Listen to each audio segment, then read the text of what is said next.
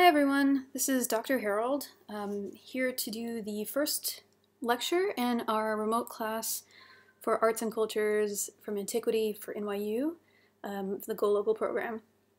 So I compiled this short PowerPoint to be an introduction to our course. None of this material is really, it's never going to be tested. You won't need to know this stuff, but I thought it would be useful to have a foundation for why this course is important, why NYU Liberal Studies asks you to take it.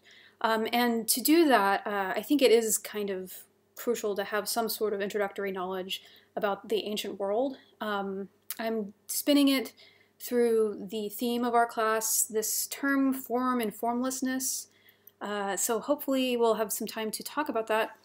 But yeah, so here's just a brief introduction to the course itself, the sort of ideas we'll be talking about, art and culture in antiquity, and then leading into why the invention of writing is so important to that end.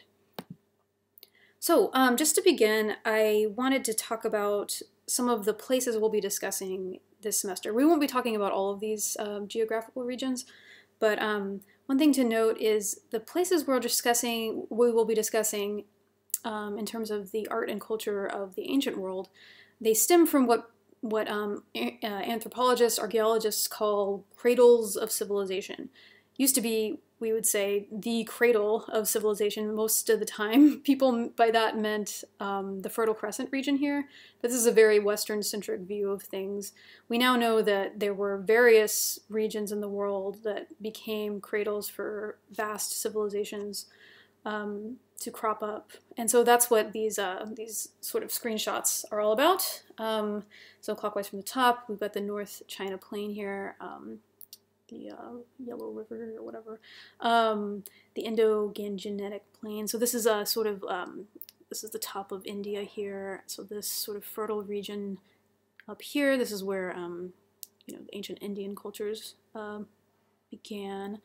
The Mesoamerican Gulf Coast, we won't spend a ton of time with this region, but this was also a cradle of civilization. Some of the earliest Americans come from here. And then the Fertile Crescent, which usually gets taught a lot in sort of Western culture. So this includes, it's called crescent because it looks like a crescent moon, sort of. So the region in Mesopotamia between the Tigris and Euphrates River, and then in Upper Egypt with the Nile Delta down here, and then through like where Israel currently is in Palestine. And then the Andean Coast, this is the coast of South America here, where the sort of ancient Andes religion cropped up, not religion, sorry, culture cropped up. So the thing to kind of keep in mind here, it's like obvious, kind of goes without saying, but these are all regions around which, around rivers, river systems that drain into larger bodies of water. So that will be the case for all of the cultures that we'll be thinking about, that like these were cultures that cropped up, civilizations that cropped up in regions where it was, you know, a livable situation, where civilizations could be fostered. One other thing to kind of say is that the potential for new discoveries is always going to be possible, especially now with Google Earth and these sorts of technologies. People are discovering ancient sites. Like a lot of recent discoveries have happened.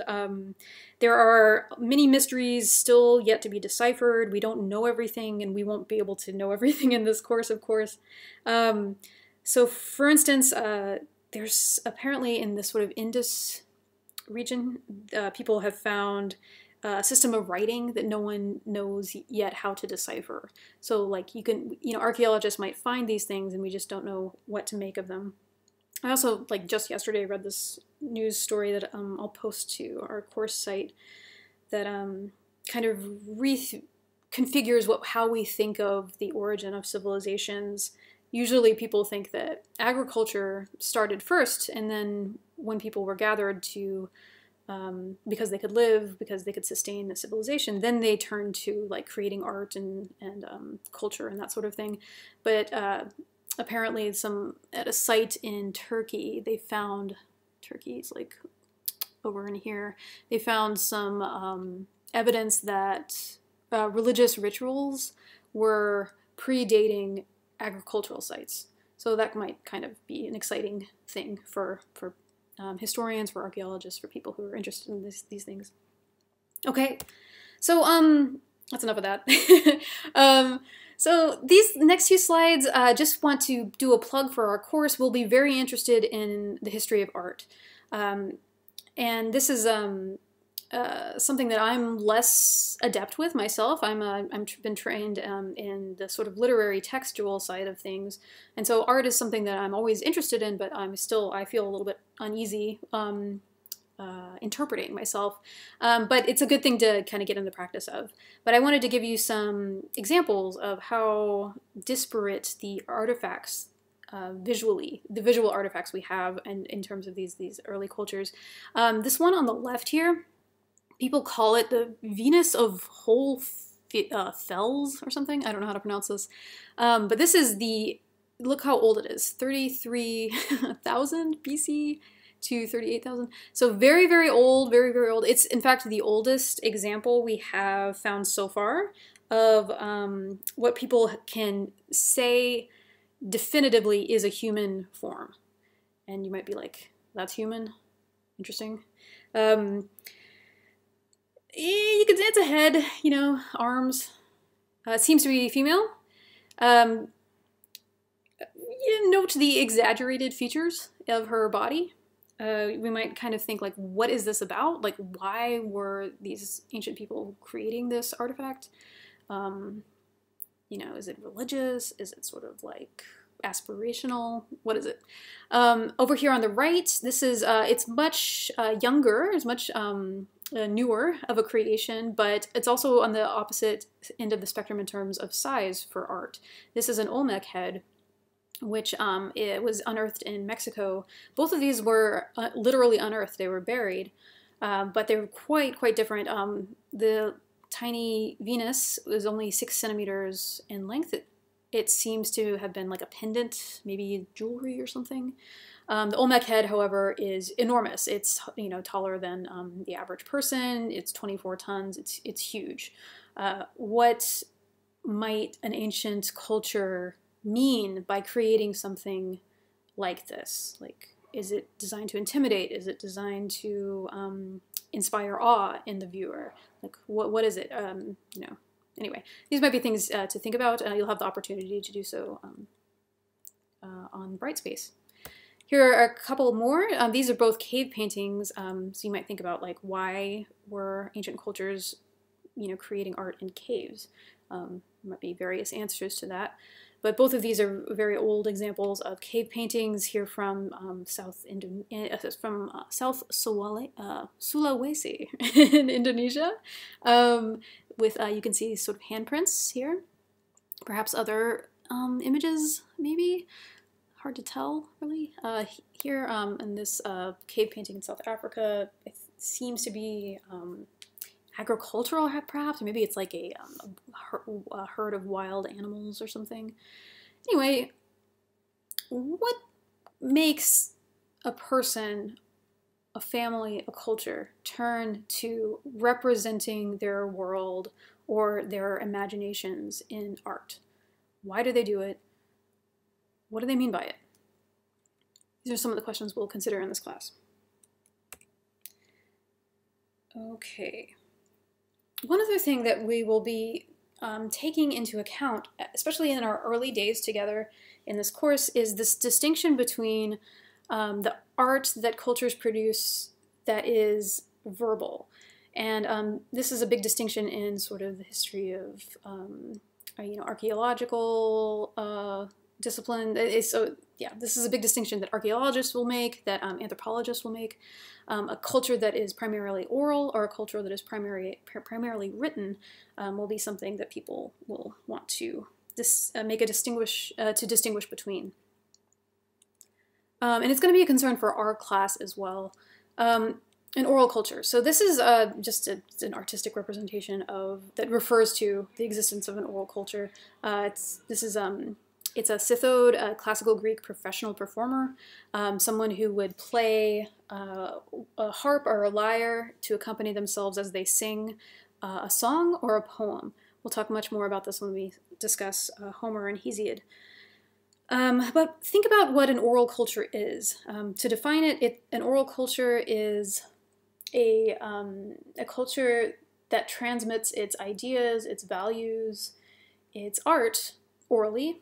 They don't write things down. So what does that mean? How can you transmit culture, stories, art orally only? You likely, how it works is you have to repeat it over and over and over again, right? Otherwise it'll be lost. Another kind of avenue for this means that if a story is important enough to be preserved, that means that it's often preserved communally as well. People, like, you know, if you went to hear a cithode perform, you probably would be in a group of people where everyone is hearing the story together, experiencing it together, feeling together, perhaps. So it has this sort of, oral cultures tend to be very cohesive culturally. They tend to share a lot of the same values that they experience together through that performance. So transmitting the values of the culture is performative in some ways. It's also an act of remembrance in others. We'll talk about this with Homer, but an oral culture allows for innovations on a story that you already know, as you might connect themes from one story with another story that's similar or maybe different. This kind of culture requires a very accurate and also expansive and innovative form of memory. It will involve reverence, deep reverence for the past and previous generations, because those are the generations that retain the knowledge of those stories of the past. So deep respect for the past, for your ancestors, this sort of thing. And you might think today, like, we still have some aspects of today that are transmitted orally. You'll have time on Brightspace to think of examples from your own life, maybe your family or your culture, where there's something that you learned that was never really written down. It was something that you were just told and maybe repeated in your family or in your story of your life. And then we'll be thinking about that in relation to a written culture. And I'm acting like these are very disparate things. In fact, some of the things we'll be thinking about in this course is the fact that oral cultures and written cultures were existing concurrently and maybe influencing each other. You know, just because a written culture starts to become present doesn't mean the oral culture goes away, etc. Anyway, written cultures. This is an artistic representation of a scribe from ancient Egypt, the New Kingdom period. You can see him with a thing in his lap here. He's writing. This is some hieroglyphics here. So a written culture is a community that can begin to transmit some of its knowledge and values and art through writing it down, through actually inscribing via a language, a written language. And of course, writing things down is great for us. Of course, it's if you no longer have to remember and constantly repeat something, if it's actually written down in like a physical object, then you can retain it more easily. You can capture it. Writing helps us preserve the past. It gives us greater insights about than we might otherwise have if these things had not been written down. But sometimes we can, especially from our modern viewpoint, sometimes we can valorize writing a little bit too much. Writing doesn't get everything, can't quite capture all the nuances of something. If you write your name down and give it to somebody, like I have a list of all of your names. I know what your name is. I could look up what it means. I could look up the character, and kind of deduce, your surname, your first name, and perhaps how meaningful that might be potentially, but that doesn't really capture who you are, of course. And the same sort of thing kind of goes for these written languages too. Just because something's written down doesn't mean we have a one-to-one relationship with the reality of that time in which it was written. You know, many things might have happened here. And that's sort of getting at the theme of this course, form and formlessness. We'll be looking at a lot of very ancient art forms, but do those forms really capture everything, you know, that we could possibly know about the past? You know, no, they can't. They cannot. So let's see here. Doopy-doopy-doo. Okay, so yeah, we'll be kind of thinking more about that. And to more of that end, we will... These next slides are organized into sort of the sections of the course. We will be beginning our course in this sort of ancient Middle Eastern region with the sort of ancient Babylonian Empire here. We start here because this, at least right now, tends to be the earliest example of written languages. Here, it seems like writing might have been invented here. Whatever. It was invented various places, but at least the earliest form of writing that we know of so far was present here. And so, you know, again, like note that this is sort of like a rich agricultural region, the Nile Delta, very fertile, the fertile crescents between these two rivers, very nice, you know. We'll talk about Troy later. Anyway. Okay. So we'll be starting here. This is the earliest example of a written language that we have. It's not even that old, you know. Compare this to the Venus of Fels that was, you know, 10 times as old as this. But the earliest form of writing, the earliest alphabet that we know about, is called cuneiform. Here's an early version of it here on the left. Its earliest version included, or it mainly, the earliest version was pictographic, meaning people just drew pictures. And the pictures related to something that existed in reality. Eventually the pictures, you know, they could get more and more like, you know, whatever. Whatever. Eventually the pictures, it's hard to draw a picture. It's like, imagine having to draw an emoji over and over again. Like, that would be crazy. Eventually, the writing would sort of evolve into the later form of cuneiform here, which is a system of wedges. So this would be like, you'd have a piece of clay that's wet. You'd have a little stick with a kind of indentation on it. And with that stick, the stylus, you would push into the clay in order to render the alphabet here. And it becomes like less, you know, decipherable. Like, so for here, this seems to be like a tree. This seems to be some sort of like rake or something. I don't know. People think, archaeologists believe that this image here likely refers to a slaveholder, someone who controlled with their hand the labor of someone else. So they think that, in fact, a lot of the earliest examples of written languages refer to agricultural things that they needed to write down. Some stuff like, you know, how many slaves you had, how many livestock, how many crops you plan to grow, that sort of thing. It wasn't like literature in the earliest examples of written language. Okie dokie. So yeah, cuneiform is an interesting alphabet. We'll learn more about it when we talk about the Epic of Gilgamesh. If you care about this, the writing is each character apparently symbolized a syllable, and the alphabet it existed of consonants only, so no vowels. It was adapted to be the alphabet for Semitic Akkadian, which actually a lot of different languages, Hurrian, Hittite, Luwian. There's various languages that we don't really have around so much anymore, but these very early languages in the sort of Mesopotamian region. Okay, it would eventually be replaced by Phoenician. But before we get to Phoenician, let's talk about this. This is a really important discovery of ancient cuneiform text. We will be reading what was written on some of these tablets with the Epic of Gilgamesh. This is in the, you can actually go to this exhibit in the British Museum now. The British tend to like to go into a place that's not Britain and discover things and then take it back to Britain. Ha ha ha. So anyway, the first library to contain all knowledge.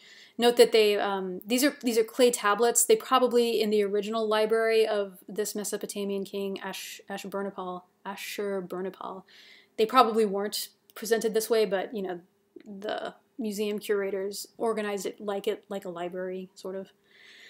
Anyway, okay, so this library of this very learned Babylonian king Ashurbanipal was discovered by this British man, Austin Henry Layard, and his Middle Eastern assistant, who likely very much helped him, Hormuzd Rassam. They discovered the library in 1849. What Layard was looking for was, he was hoping to find definitive proof that the Hebrew Bible was the earliest work of literature ever. That's what he wanted to find, but actually he found evidence that contradicted that. He found the Library of Ashurbanipal, which predated the Hebrew Bible. This was a wonderful find because he discovered the sort of like most of, if not all, of the Epic of Gilgamesh here. This is the earliest ancient text that we have, that we know about. We'll be reading a version of this. Until he found this, it seemed as if that epic had been lost. It wasn't copied into a new language, for example, and preserved over the centuries.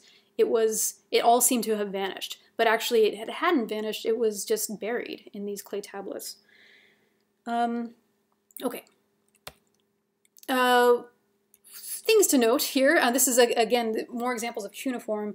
Cuneiform was used by a series of empires in the region that ruled in the Fertile Crescent: the Akkadians, the Babylonians, the Hittites, the Assyrians. So they all used this language system, cuneiform.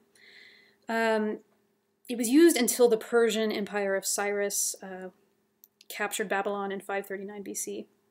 And then the region became under the rule of Alexander the Great, the Greek. And so by that point, cuneiform was no longer used. Let's see here. This image here is part of a stele, S-T-E-L-E, so stele of vultures. It's broken. It would have been much taller. A stele is a thing that it sort of like commemorates a military victory in a very like violent but like awesome sort of way. So this depicts 5 vultures feeding on severed human heads with 4 registers of cuneiform script below. So this thing would be quite large and awe-inspiring.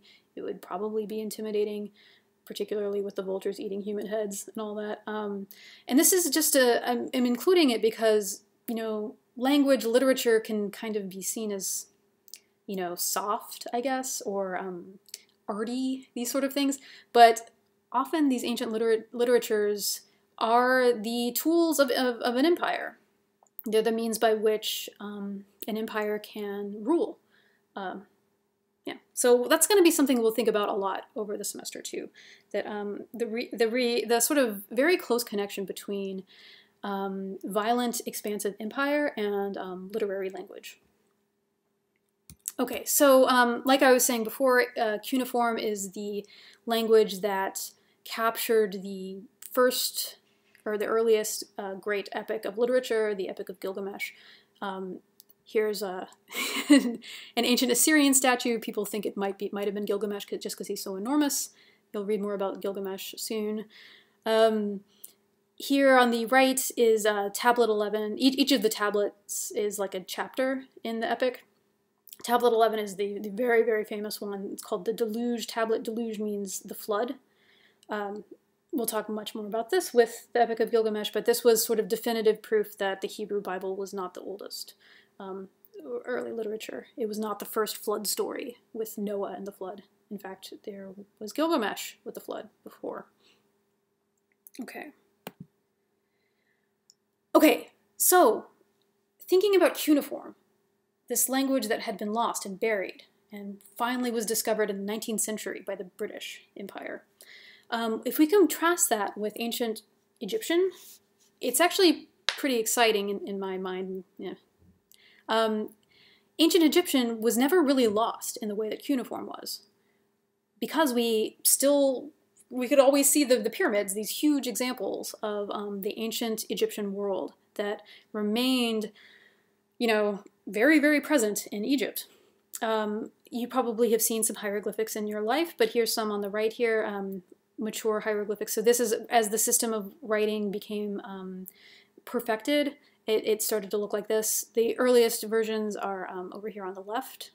Also pictogram, of course. So like, this is a human figure. Likely it has something to do with humans. Ancient Egyptian hieroglyphs, blah, blah, blah. Okay, so yeah, where cuneiform was buried, ancient Egyptian was very present, but we just didn't know what it meant.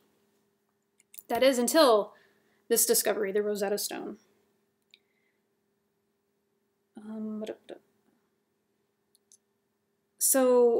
So consider how weird that would be. You would go into like an ancient Egyptian sort of pyramid, see the hieroglyphics on the wall, know it meant something.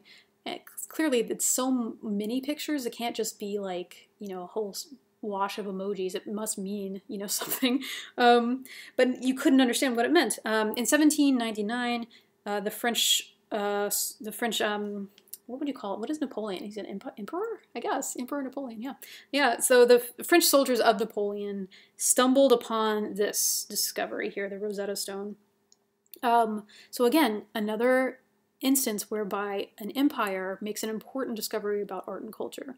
Napoleon in this case, and the French. I think the Rosetta Stone is in Britain now too. It's in the British Library. They always tend to get these things. So you might know about this already, but if you don't, I'll kind of walk you through the Rosetta Stone, why this was so important. So this is a sort of an imagination of what the Rosetta Stone likely looked like. It was probably also sort of a stele, this sort of kind of like triumphant, kind of victorious, massive thing. Excuse me. Here's what was great about the Rosetta Stone. It has 3 different portions of it. The top was ancient Egyptian hieroglyphics. The middle was, this is also Egyptian, but it's called demotic, which is it's a term that just refers to the sort of more everyday Egyptian, not as fancy, not as formal. And then at the bottom, the great thing about it was Greek. It included Greek on the bottom. So each of the portions has the same content, the same sort of meaning, but rendered in 3 different languages. And especially because Greek was included, this gave people the tools to translate hieroglyphics. So it was this wonderful discovery. Now, with the help of the Rosetta Stone, they could go back to the sort of Egyptian hieroglyphics on the walls and be able to read it. Just so you know, I thought this was interesting. This circle here with the thing at a right angle to the circle, that indicates apparently a proper name, and this is the way that the name Ptolemy, that is Ptolemy, Ptolemy, the classical scientific thinker of ancient Greece, is mentioned here. So that's kind of interesting. This like Greek scholar is mentioned in ancient Egyptian and everything. Okay, so that's ancient Egyptian. We'll be reading some Egyptian poems this semester. After those 2, cuneiform and Egyptian, it's important to talk about ancient Phoenician, because Phoenician script was the means by which the Hebrew Bible basically was transmitted. Phoenician's an interesting alphabet. So the Phoenician alphabet existed, it was invented by the Phoenicians, but funnily enough, there's not really a Phoenician piece of art or culture that survives. The Phoenician alphabet was just really useful to various cultures. So different Semitic people adapted this alphabet to their languages. So and then the most famous group of people to do that were the Hebrews. So the Hebrews used Phoenician to record their religious texts. Phoenician consists of consonants only. And so that's why Hebrew also only uses consonants. You have to know Hebrew, and you have to know it well enough so that you can assume the vowel sounds that are needed in the language.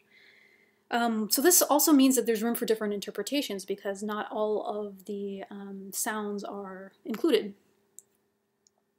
So there's some biblical scholars who disagree about various meanings and in the Hebrew Bible and all that.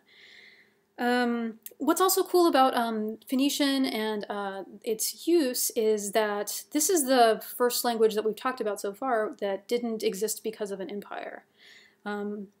The Hebrews were never really rulers in the same way that you know, Babylonian kings or Egyptians were.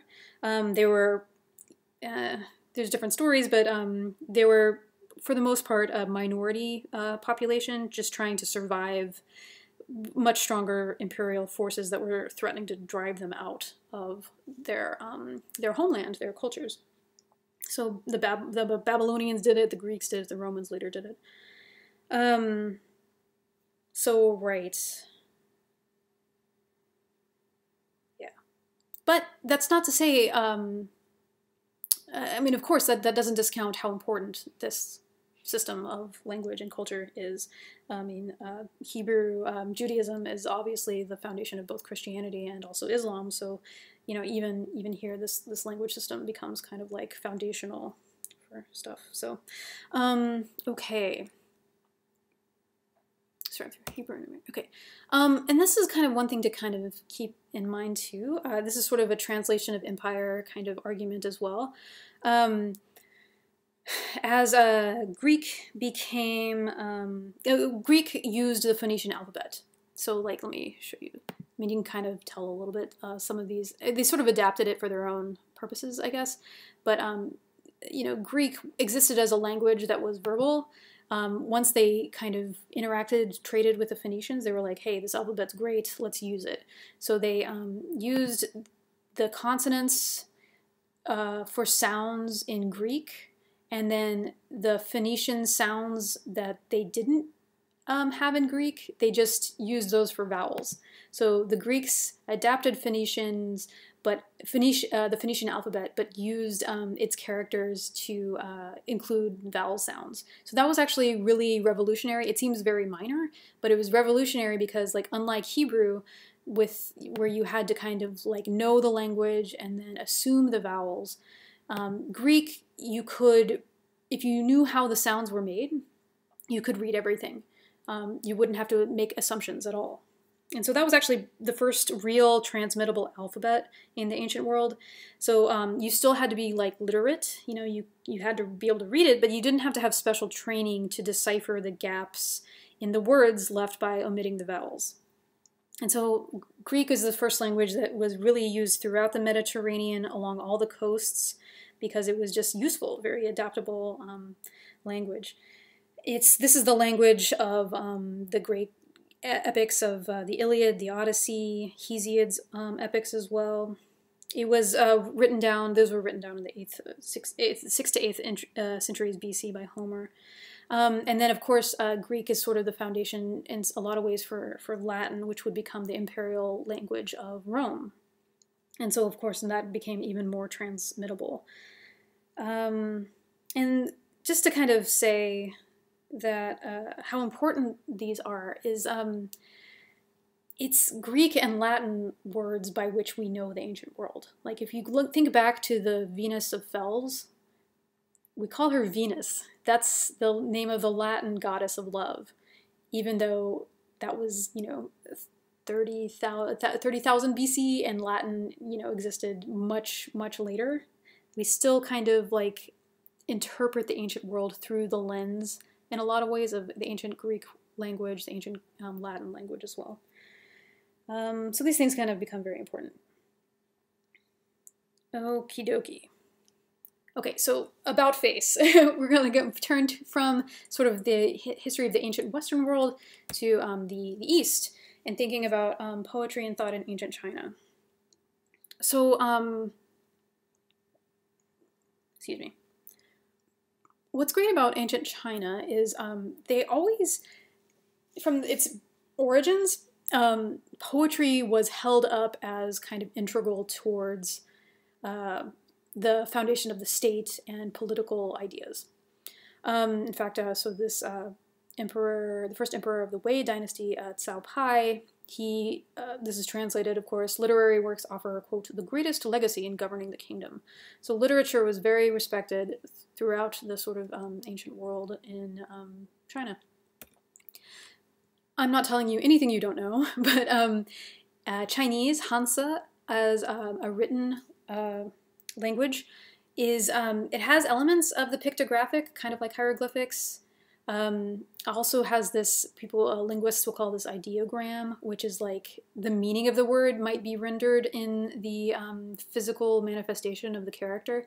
So like shang and xia are good examples of that, like up and down. Also, some of the characters have a combination of the sound and a radical. So like, anyway, where for, kind of meaning day or whatever, or sun, kind of looks like a sun, and eventually it kind of became, here. The earliest form of ancient Hansa was written in sort of ritualistic, religious capacities. So here you see this ox scapula with an oracle inscription from the Shang dynasty. Here, various early dynasties in China, very ancient ones that might have not existed, like perhaps they did. So like the Xia dynasty, considered semi-mythical potentially. The Shang dynasty, the first writing developed, and then that's when the ox scapula is from. And then the dynasties that we'll be considering in class together are the writings of the Zhou dynasty primarily. And that includes the Western Zhou and the Eastern Zhou, including these periods that you might have studied in your schooling up till now. But yeah, these will be the majority of our focus will be here. The classic of poetry that was perfected kind of during this period. And then later, imperial dynasties, the Qin dynasty and the Han dynasty. I'm not sure, I don't think we'll be reading much from those, but cool. Well, one great thing about Chinese, ancient Chinese writing is how sort of reified it was. There are the three classics of Chinese literature written during the Western Zhou era: the Book of Documents, the Book of Changes, the Book of Odes. Our focus will, of course, be on the Book of Odes, the art and culture side of things. All of these have a lot of grounding in Confucian ideas about, social life and statecraft and that sort of thing. China, even though it covered this vast territory, it has this sort of centralizing force through its literatures, and some of that is just like cultural, I guess, but in some ways it was the result of some very violent tendencies towards burning books and killing people who disagreed with the sort of centralizing viewpoint that certain emperors wanted to further.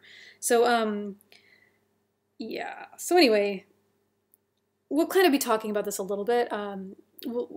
There's different empires that tended to be good at organizing a bunch of disparate people. The ancient China tended to enforce and encourage cohesion, and sort of cultural unity. And it's it kind of works, I guess. Okay.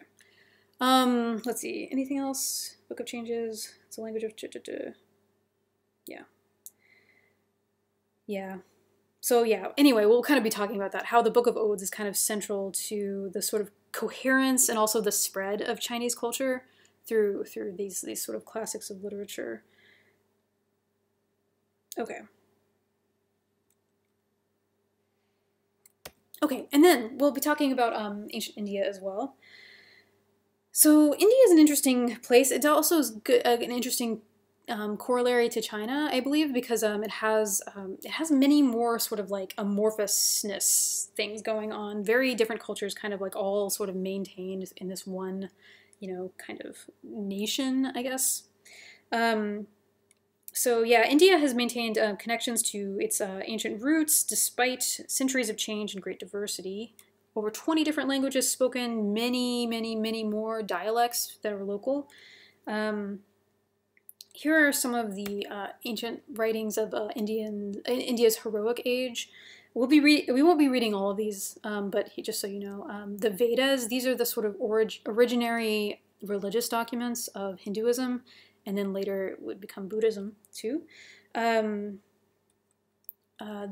Upanishads, the Ramayana, we'll be reading a truncated version of the Ramayana together, the first epic of India. The Mahabharata is the second epic. The Mahabharata includes the Bhagavad Gita, which you might have heard about. In our class, we won't be reading those.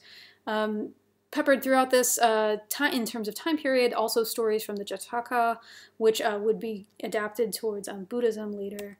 And then we'll read some of the Tamil anthologies to give you kind of a sense of the range of different writings that were going on in India. The Tamil anthologies come from South India, whereas the majority of these other documents kind of come from the northern region, where the sort of religious the origin of Hinduism and Buddhism came from sort of the northern Indian region. So we'll be talking about these. What's interesting too about India is it really very much complicates the oral and written divide. Because so much of their ancient works were repeated, chanted in mantras, just memorized, over and over and over again, they very much complicate that divide between an oral culture and a written culture. It'll be really interesting distinctions to be drawn between the ancient texts of India and those of the West, of sort of like the Greeks, the Romans, the Hebrews over here, and then on the other end of things, China in the East. So, okay. These last slides, these are just sort of like interesting tidbits that kind of speak towards why this class exists. And so just kind of like things to keep in mind, like why are you taking this class? Why does liberal studies want you to do this?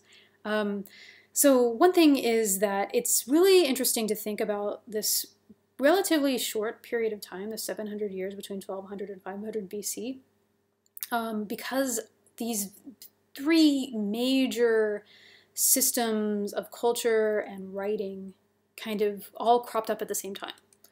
So all of the three primary documents of ancient China were perfected during this time period. The Hebrew, the Talmud, the first 5 books of the Hebrew Bible, and then also some of the more important books of Judaism were written during this time and kind of codified, reified, these sort of things. And then, of course, Homer and Hesiod, the kind of ancient classics of the Greek world, were also kind of perfected at this time. So this is kind of remarkable that in this short period of time, these three kind of like overarching, hugely important cultural touchstones came to be. Also keep in mind how religion is something that's going to really complicate the oral-written divide in terms of a culture. The two that really illustrate that are the origins of Hinduism, the Rig Veda, the Brahma, anyway, and then also the origins of Zoroastrianism, which we won't talk too much about, but that's something to kind of keep in mind. It's very hard to date these cultures because we weren't sure if they just had memorized everything or if they actually had written them down. You might have this question in your head. Does this cross-cultural contact influence the development of a language and culture? This is largely a question we won't be able to answer in our class. Like, we're not really archaeologists. Like, we won't be able to find facts that prove that cultures were in contact with one another. But to kind of give you some information on that, and that's what this slide is. In the Fertile Crescent region, we do know that there was very likely connections between Africa, Asia, and through ancient Egypt. It had this sort of like bridge effect. These through the sort of like Hebrew and the sort of languages of the Semitic people, they likely had connections to each other, and then within that, these groups probably connected as well.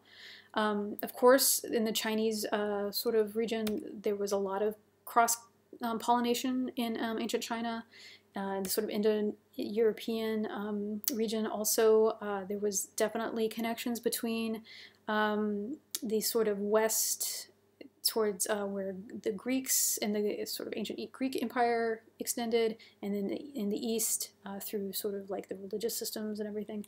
Here's just an image to kind of show how these regions probably were interacting with one another. The big one people are mostly interested in is like, was there connections between this region and then China? And that's, you know, some people argue vociferously yes, some people say we can't know. Sorry, I can't really answer that question for you, but we will kind of note some pretty interesting connections that potentially exist. But one thing to keep in mind, the sort of last plug for the class, is that if we think about the things that we will be covering in this class and why we're taking the class, we think about like sort of as the representative time for the ancient world of 1000 BC. We can think like of the sort of influence of this time period rippling out even today. And so here's kind of like some plugs for why this class is important. So yeah, of course, Chinese and the sort of languages that developed out of Chinese. Basically 1 billion people in the world speak these, and millions more are influenced by the written heritage of Chinese. So that's really important, you know, and that stems from this time period. By contrast, a very small percentage of the world speaks Hebrew or Greek today, but consider the influence of these languages through the Christian Bible. The Christian Bible was written in Greek, the Jewish Bible was written in Hebrew. If we think about those religious groups, that has affected basically 2 millennia of people. There's 1 billion Christians in the world. And then if you think about what that affected, of course, that influenced the rise of Islam as well. Judaism and Christianity are the origins of Islam. And so if we think about the Quran and the another 1 billion people that are influenced by that, we can think how important the development of these languages was. Also, the development of written languages stems from this time. Most of today's languages are alphabetic. They're either alphabetic or they're under the influence of Semitic languages. So both of those existed and were invented and perfected during this time.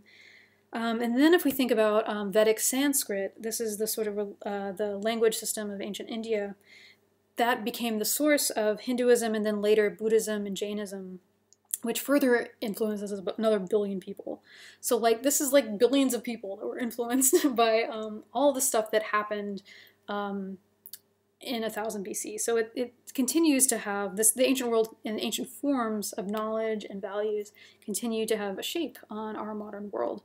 And so hopefully this class will be an opportunity to think about that in more detail. And it's also a great opportunity to read some of the most enduring stories that we have in the world. So I'm looking forward to the semester with you. And yeah, I'll see you soon. Bye. Oh, homework tips, I forgot. So here's my tips for homework. This is just a plugs for helping you get through the homework. So I will be posting introductions to Brightspace. Sometimes the introductions won't be necessary, so you won't need to read them or anything. But if they're posted, it's helpful to read them. They might help guide your reading. Then see what reading method works for you. I'm pretty open about this. You don't have to tell me which one you're doing. I don't care, you know, whatever works best for you. You might read the assigned text first, and then watch the lecture video that I make. that could work. That could be great. You might watch the video first to help guide your readings and then read through the ancient texts. Sometimes these ancient texts are really difficult to read. It's hard to find your footing. You can kind of experiment to see which one works best for you. I do very much encourage you to read everything. It's expected. I expect you to read everything that I assign. It will help you as well to spend some time reading through the text, because I won't be able to cover everything in the lecture videos. But yeah, as you read, here's my suggestions for taking notes about the readings so you can prepare for class. What strikes you as interesting? Maybe a word is repeated several times and you don't quite get why. You might circle it and be like, what's going on? Maybe there's an idea that gets referenced, like, oh, maybe that reminds you of something you talked about in another class or something like this, an idea that intrigues you, like, why is this here? Maybe there's a contradiction. Maybe the text contradicts itself. Maybe you read something in the text that contradicts something I said in a video. Great, bring that up, that's awesome. Maybe there's a question that surfaces for you and you don't quite know how to grapple with it. Great. So stuff that strikes you, something that gives you kind of pause. As you're reading, you can consider the text in and of itself. These texts that we're reading, like I said before, they were perfected over centuries. That means that they are very cohesive.